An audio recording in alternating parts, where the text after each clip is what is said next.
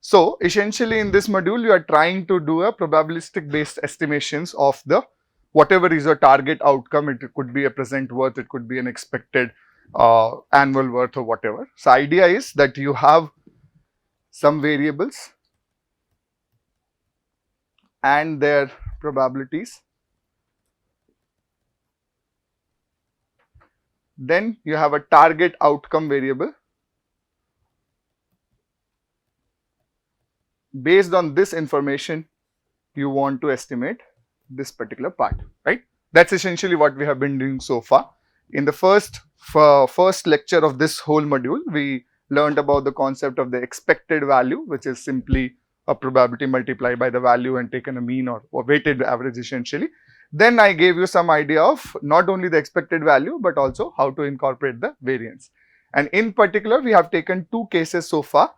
One was, you remember this kind of a slightly discontinuous kind of a curve, which was quite edgy. It was not a very smooth curve, but essentially we had an probability of input variables, and based on that we try to estimate the probability curve of the output variable in that case.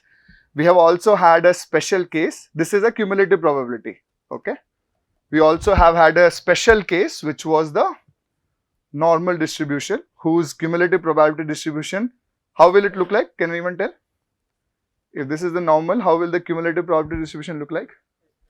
Yeah, it's a relatively smooth S curve, right? So that's for a very specific case of everything following a normal distribution, we did that example. But today we are going to move towards how to do or how to estimate such smooth curves. Essentially, the better, the more finer the details in a particular probability distribution is, the more likely good estimates you are going to make or better decisions you are going to make. So that's where we are going to start reading something about Monte Carlo simulation, right? This is where we left the topic last week, right? In general, how do you estimate the probability of a particular thing? You try to repeat the experiment, right? For example, if you want to estimate whether a coin is biased or not, whether the probability of heads and tails are not equal, what you do, you toss the coin, same coin maybe 1,000 times, you note down how many times it gives head, how many times it gave tails, and accordingly you can estimate. The more you increase this number, maybe 10,000, maybe 100,000, maybe 1 crore times, the more closer you will be to the true value of the probability, right? So the idea, basic idea about probability estimation is that you do an experiment and you try to get the more refined values. Now, challenge in the real problem is you can't make 10,000 projects to just estimate probability. If you want to estimate probability of a particular present worth, you can't keep on making 10,000 of these projects and see whether what will actually going to happen or not. So this is where you make a simulation model. You repeat the experiment in a simulated environment 10,000, 20,000, 100,000 times, and therefore you can estimate the probability distributions in a more smooth manner and therefore slightly more accurate of what it is going to be. Alright. So this is, I'm going to start. So we are going to talk about this Monte Carlo simulation, and I just explained to you, like, it's essentially to improve the accuracy of the probability distribution of the target output variable that you are having, make it much more refined, because you can do the experiments now virtually in an experimental setting. You can do the experiments n number of times. So you can do 10,000, 5,000 samples, and therefore you can estimate the probability distribution in a much more refined manner is what we are trying to do. So how do you typically do it? It's also shown here. For example, there are some, just take, there are 3 variables, okay? So how do we proceed for it? Essentially, if there are 3 variables and you also decide how many experiments you want to do. You could, let's say, 10,000 experiments, 50,000 experiments, and so on and so forth, right? These are also called number of runs of Monte Carlo simulations, okay? How many 50,000 runs, 1 lakh runs, like that. So the idea is you will have a probability distribution of, let's say, all of these variables 1 to 3. You generate the number of runs equal samples for each of these variables. So what I'm doing is, if my number of runs is 10,000, I am generating 10,000 values of variable 1. depending upon, so that these values follow a constraint, that they follow the original probability distribution that has been given to you. Okay. How do you do that exactly? I'll show you later. Hypothetically, right now, just assume. It could also simply, if it's just a, let's say, head and tail, basically I'm tossing it 10,000 times. The coins I'm tossing 10,000 times. Each time for variable 1, if it comes heads versus tails, head, head, head, I'm just noting it down. Right? So essentially, whatever the number of runs, those many samples, those many values of variable 1 I generated, such that each of these values follow the probability distribution curve of the variable 1 that is given to you. Alright. Similarly, for variable 2 also, you generate 10,000 values. Similarly, for variable 3 also, you generate 10,000 value, and there could be n variables, doesn't matter, right? The constraint is each of these 10,000 value for any given variable follows the probability distribution of that variable which is known to you in advance. Okay, that's the problem we are trying to solve. Now what happens is, we call each of these 10,000 values as runs or scenario. So in scenario 1, once you have generated for all the variables, you have generated some value which follows that distribution curve. Based on that, you can estimate just plug in that value in your whatever annual worth formula or present worth formula equation, whatever, depending upon the cash flow series, you can estimate the target outcome. For example, if your target variable is a present worth, depending upon the cash flow series, you set up the present worth formula, and just once in scenario 1, you plug in all the values of scenario 1 and you estimate the present value, and that you put here, right? Similarly, you can generate how many values of present worth? 30,000 or 10,000 in this case? 10,000. Basically, for each run, you are essentially getting a 10,000 value, essentially getting a target measure of worth, and then that becomes a series. Now, once you know the 10,000 values of a particular measure of worth, that itself can give you a probability distribution. How? Suppose in this particular case, let's examine that there are only 4 possible values that are coming. I'm giving you a simple example. Let's say 500, 1,000, 1,500 and 2,000. Something like this is coming. So out of these 10,000 times, how many of the values were 500? How many of the values were 1,000? How many of the values were 1,500? And how many of the values were 2,000? You just count, divide by total number, you get the probability of each of these occurrence, right? Or this could be some random value like 1,333.46, 1,333.58, could be. So then you can also bracket. For example, you can define the branches or ranges. For example, 1 to 5 you will call a one category, 2 to 6 to 10 you will call another category, and then you can count all the values falling between 1 to 5, you count the number of them. All the values falling between 6 to 10, you count the number of them, and then you can still generate the probability distributions, right? So now, instead of just like in the original example, some of the curves that we had seen, this kind of a cumulative distribution curve, that was generated only on a single set of values, and essentially what you did, how many nodes were there in the tree? Totally 9 nodes were there, and in using that you were able to generate this curve. Now imagine you will have 10,000 points to generate similar curve. So it's much more smooth. You can also expect it to be slightly continuous kind of a form, and that will give you a better precise kind of an estimation. So this is simple advantage of this, but what also it gives you an added advantage is, now the input variables do not have to necessarily follow a known pattern. For example, they don't have to necessarily be a uniform distribution. Any distribution of input variable will work, and corresponding to that you can estimate the target properties probability estimation.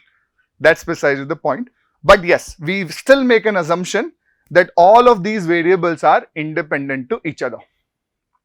That assumption still holds true, but they do not have to necessarily follow a uniform distribution or a normal distribution. They could follow any random distribution, and combining you can still estimate the effect on the target property. Okay? Are you aware of any other probability distribution apart from the normal probability distribution? Which one? Can you name a few? But idea is you can name the distribution and you can plug in and Monte Carlo simulation would work on it. Okay. Very easy to computerize. The process, if you are aware of this, let me also give you some ideas on how to generate the values of the variable in a constraint that they are following a given distribution, right? That's the only problem which right now you don't understand. Otherwise, once I have given you 10,000 samples, you can simply estimate the values and you can calculate the target probability distribution. How to generate values of a particular variable given that it follows a specific type of distribution is the only problem that I am going to explain to you now. One is, of course, in softwares, you can easily put that. Most of the programming languages have these functions. If this is a known distribution, you can easily generate just on a single command. You want to, typically I think in Excel there is a function called RAND, which you will give the normal distribution is the by default assumption. You can just define I want 1000 values, random values between 0 to 1, between 10 to 100. It will give you those values, keep on generating in Excel. You can also, in Excel also there are multiple other variables, but triangular function, all this other functions, Poisson distribution that you mentioned, all those things can be made. More advanced programming languages, the easier it is. A lot of these distributions are already inbuilt, okay? But how do you do it manually is something that I am going to teach you now, okay? So far with me, how to do Monte Carlo simulation is clear. The only step remaining is how to generate random values of a particular variable given that it follows a specific distribution that has been mentioned. Alright, so this is the step by step is first is set up the probability distribution of all relevant variables. Sometimes this information will be already given to you. In many cases in your projects, you will need to estimate this probability distribution. Okay, we are going to go more detail into that later, but in your projects you might need to estimate, or you can simply make an assumption that okay, this is following normal, but it could also follow something else. For example, COVID follows something called a Poisson's distribution, in which a probability of a very high severity event is extremely low, right? So that becomes a interesting kind of in extreme situations, you can still simulate those effects in this kind of a Monte Carlo simulation. Now, based on the individual probability distribution of each of these variables, you first generate their cumulative probability distributions. Based on that, you do something called an establish the random numbers interval for each variable. Bear with me, I am going to show you with an example. Then you generate the random numbers and then you simulate the trials. Okay, let me go one by one. Suppose this is the case that you have to solve. There is a frequency has been given to you, the demand for a particular project or whatever is going to be 0 10 times, is going to be 1 20 times, is going to be 2 40 times, is going to be 3 60 times, is going to be 4 40 times, is going to be 5 30 times. This is the actual values that they might have observed in some experiment they did estimating the demand. Okay, so this information is given to you. Now using this, these are only what? Total is this, how much? 200, is it? Now I am asking you to do Monte Carlo simulation for 10,000 or even a 1 million samples. Based on 200, you cannot generate. So that's precisely the point of doing Monte Carlo simulation. So let me show you how. Of course, you will sort this particular series from the ascending or descending order of the demand, not the probability, ascending or descending order of the demand. The probability itself becomes 10 divided by the total of this, that is 200 in this case, so it comes out to be 0.05. Similarly, all these probabilities you can estimate, right? Cumulative probability, we have done this before. Because the series is already in a sorted manner, in an ascending order or a descending order, you can simply keep on adding. So cumulative probability is 0.05. Cumulative probability of demand being 1 is 0.15 and so on and so forth. This step is clear, right? Now, here I am generating something called a random number interval, right? What I am going to say, let's say I have a software or I have an experiment that can generate random number between 1 to 100.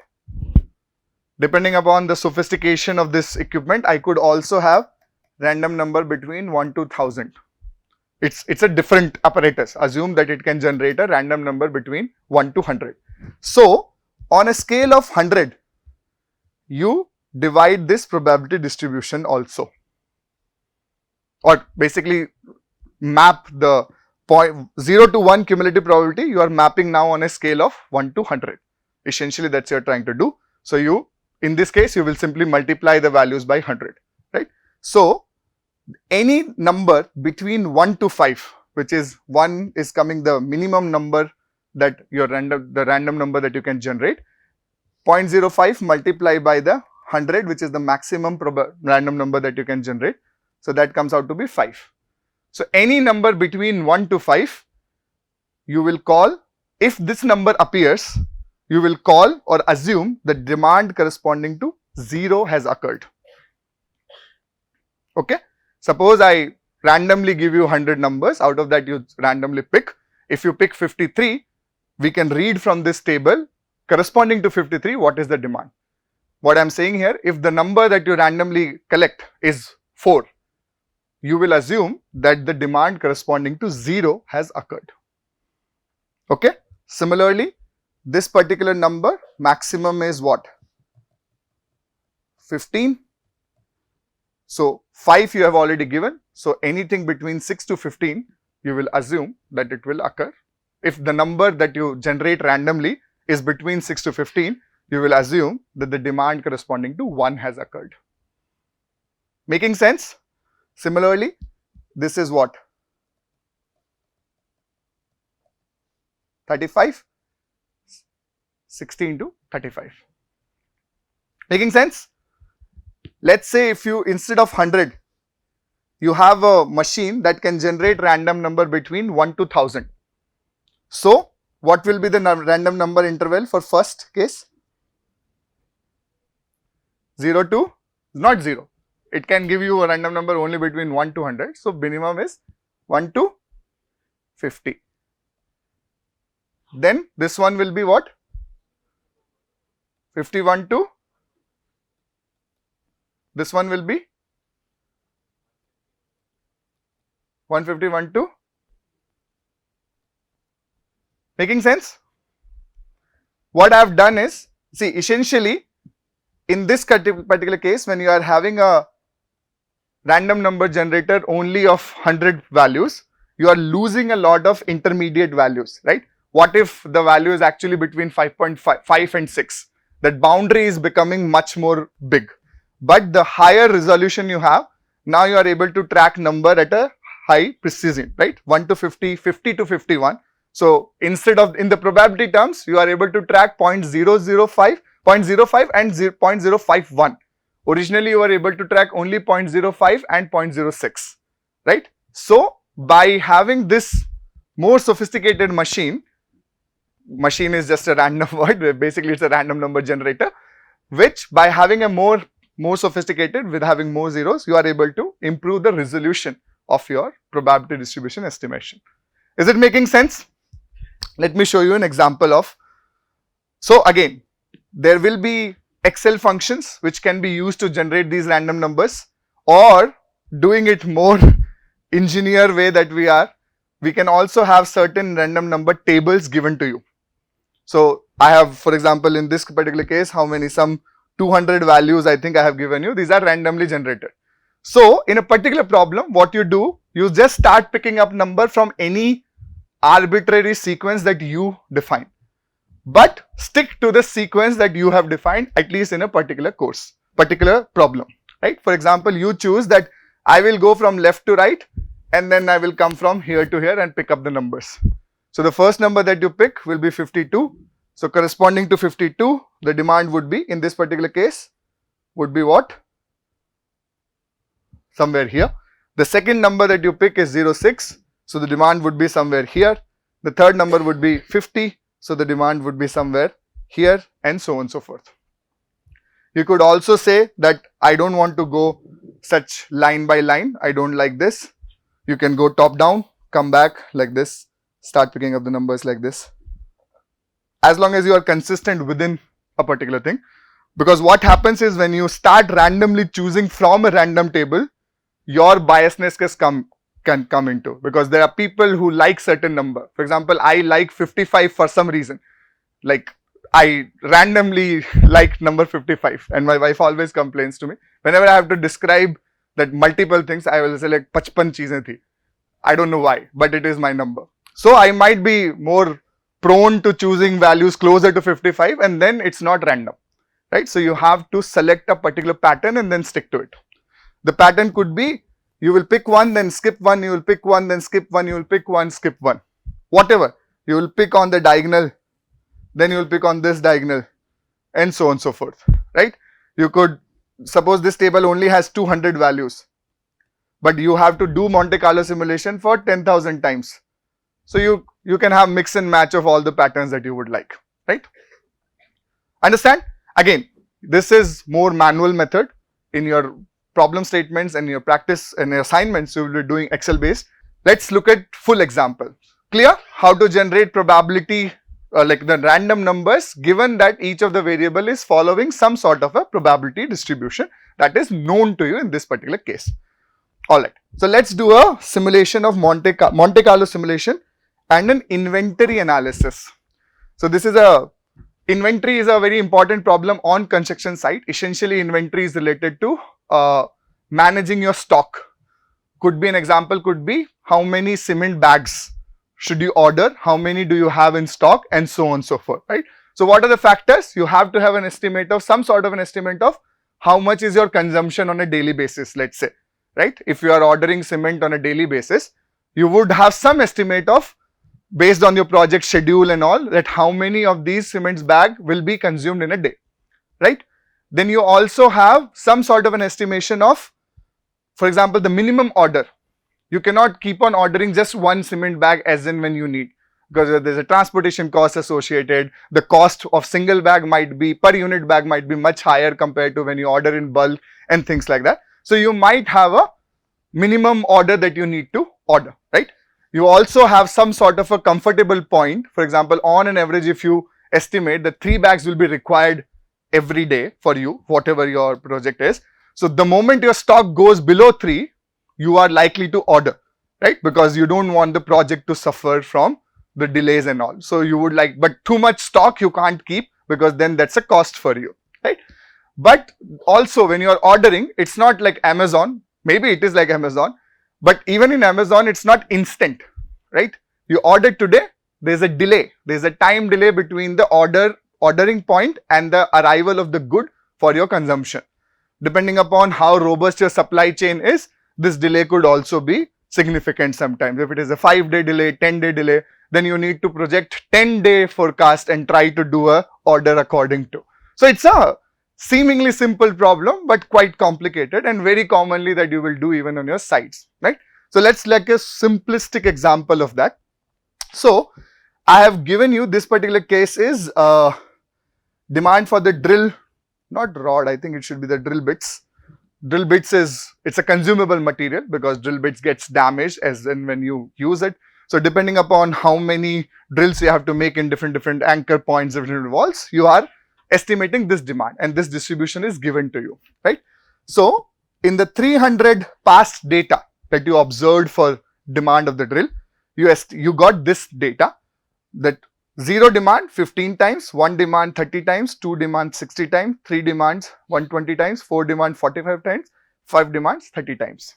Okay, this has been given to you already in an ascending order. So the probability you can estimate this by 300, that is this particular value. Cumulative probability, simply add. Random interval number for me is between 1 to 100. So based on that, I have generated this scale. Is it making sense? This step, should I explain again? Clear? Everyone? Alright. Now, while your demand can vary, the time that supplier takes for you to deliver the goods once you have ordered could also be a variable, right? Because supply chains are not a constant value. Amazon, if you order the same thing today, it might come in next hour. But if your friend orders just 1 hour later, it might come maybe more than 1 day delay kind of a thing. So this is also in this particular problem, it has been given to be a variable. So lead time refers to the time between when the order is placed and when the order is fulfilled by the supplier.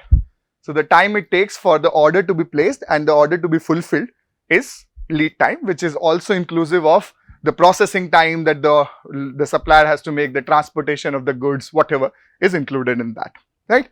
So in the past 50 samples, 50 times that you observed this lead time of 1 day was observed on 10 times, lead time of 2 days was observed 25 times, and lead time of 3 days, up to 3 days, was observed on 15 occasions. Based on this, the probability distribution, the cumulative probability distribution, and a interval scale.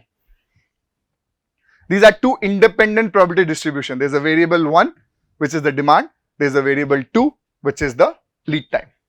And you have created this kind of a table for both of them. Clear? Alright. Now, let me assume that this particular simulation, we have following assumption, which is the order quantity of 10. That you cannot order less than 10. Or you could order more, but in this particular case, it is given that once you order, it is the 10 quantity. It could be a variable, but right now it is 10. And the reorder point of 5. It means the moment your demand is 5 or less, you tend to place an order. Right? You do not wait for stock to become 0. You order when the stock is still 5. Right? That's the point of reorder point. Just to give a clarification, if the lead time is 1 day, the order will arrive at the beginning of the following day. For example, if the order is placed on 25th July, the supply will come in the morning of 27th July if the lead time is 1 day. So it will be available for your consumption the day after if the lead time is 1 day, and consequently you can calculate the others also. Clear? So far you understand what are the variables. Let's do a simulation. Okay, day 1, we have not ordered anything because we are starting with some initial point. Beginning inventory is given to you 10 drill bits in this particular case, right? You want to estimate how many drill bits will be consumed today. So you select a random number. I don't think I have selected random numbers from here, but ideally you could do from this table as well. But let's say I have generated a random number between 0 to 100. The random numbers comes out to be 6. So how many demand, how many drill bits will be consumed? You will read this particular table. 6 to 15, it means the demand for drill bits on that day is going to be 1. So demand is coming out to be 1. Right? So ending inventory, end of the day inventory would be the beginning minus whatever the demand that you have consumed for that day. So 10 minus 1 is 9.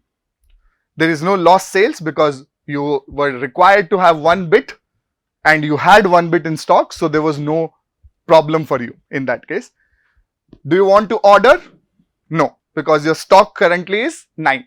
Your order point is 5, so you don't order. So since you don't order, there is no point of having estimation of the lead time because you are not even ordering. So this becomes day 1. Day 2, starting inventory 9, right? You generate a random number 63, corresponding to 63. On that day, 3 bits are going to be used. Demand is 3. The ending demand is 3. The ending inventory becomes what? 9 minus 3, which is 6. You were able to satisfy all the demand that was there. Are you ordering? No. There is no random number for the lead time. Cool. Beginning inventory at day 3, 6. You again generated a random number 54. From 54, again the demand is going to be 3 between 36 and 75. Demand is coming out to be 3. Your ending inventory becomes what? Less than the ordering point. So you order. How many you order? Minimum you have to order 10. Maximum, I'm just assuming that it's a constant order. You could have variables even here, but you are having 10. So you need to also estimate what is likely to be the lead time. So you again roll and get a random number. In this case, the random number is 2. So now you look at this value. So random number between 2 is lying in this value. So the lead time you can expect is day 1, like 1 day of lead time. Lead time comes out to be 1. But if you have ordered at the end of the day today, the supply is going to come the day after, not the next day, right? That's what the lead time means. So day 4, you have not received anything yet. You have ordered, but you have not received. Your beginning inventory is what? 3. You roll a dice, generate a random number, 94. The demand for 94 is 5 bits you require. You have only 3 in stock, but for the day you require 5. So definitely you will consume the whole 3, but you are also on loss of 2. Now here gets a tricky situation. Sometimes you can already be in panic here, because it's like we have placed the order but it has not come, let's order more. Happens, very close, very much happens in the business decision. But in this simplified case, since you know that you have already ordered, you are not going reordering again, but actually it can trigger reordering in complex supply chains. That can happen. You can keep on ordering, you estimate, oh, the demand is going to be increasing from now onwards, let me order more, I'll be prepared, and therefore you can end up with a lot of extra stock. Just give me 2-3 minutes extra. Sorry, I'm extending a little bit, just to want to finish this whole today. So you are not ordering because you know that you have ordered before, right? Random number, no need for the lead time because you are not ordering again. On the next day, 10 of the previous order came. So the total inventory that you have is ending inventory plus whatever the new supply that you had. It's 10. You roll another random number, 52, comes out to be 3. You ending inventory 7. Again, no lost sales on that particular day. You are not ordering and therefore no lead time. You start with 7. Here the random number generated is 69. So the demand on that day is 3. You're still having 4 inventory. But since you are now less than 5, you order. You order how many? 10. To get the estimate of the lead time, you roll dice again or whatever the random generator. This time this number is coming out to be 33, which is lead time of 2 days. Lead time of 2 days. So ordered at the end of 6th day, lead time of 2 days, the order is going to come on 7th and 8th and on 9th day, because 2 days had to pass. Clear? How we are estimating? On 7th, no new order. You have the beginning inventory 4, random number 32. You got the demand of 2, the ending inventory 2. You were lucky, no extra demand on that day. You were saved, right? No lead time. Now you are starting on date 8 with a beginning inventory of only 2. You generate a random number, the demand comes out to be 2, and you are on 0, 0. Again, since you have already ordered, you are not triggering the order again, right? So that you are expecting next day, all the new 10 units arrive, you keep on doing the analysis. Got the idea? How things are working? So what we have done now is, based on the information that was given to us, we have simulated how the inventory of those 10 days going to be look like.